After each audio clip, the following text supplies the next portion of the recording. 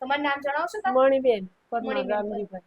શેના માટે આવ્યા અત્યારે? મારા છોકરો માનસિક બીમારી, મારે કોઈ કમાવા વાળું નથી અને મને કોઈ કામ દીકરા રાખતું દીકરીમાં નહીં. એક જ દીકરો દીકરીઓ બે ઘરે બારે. દીકરો એ માનસિક બીમારી હુઈ રહે, દવા લે, ઊંઘ લે. દવા ના લે તો મગજ સટક. તો તમે એકલા જ છો ખાલી? એકલી જ છું. તો તમારું ગુજરાન કેવી રીતે ચાલે છે? હું કામ જ નથી જાતી. ઓલો દાખલા ને એવું વીણવા જવું, કામ કરી હતી તાર જાતી હતી. હવે તો હમણાં એક ઉંમરના ભાઈ કારણે કામ કોઈ બી રાખતું નથી કામ. કોઈ રાખતું નથી. બાટલા ને બાટલા વીણી લાવું પાણીના. તમે મજૂરી કરવા ના જાઓ તો તમને કોઈ મદદ કરે? કોઈ નથી કરતું દવાથી. પથારીમાં જ? પથારીમાં બસ હુઈ રહે. કામ કરવાની મરજી ના થાય. એનું વજન ઉપાડે ને તો આમ શરીર તળી જાય. એવું છે. બીમારી? હા, બીમારી મગજની બીમારી. મગજની બીમારી.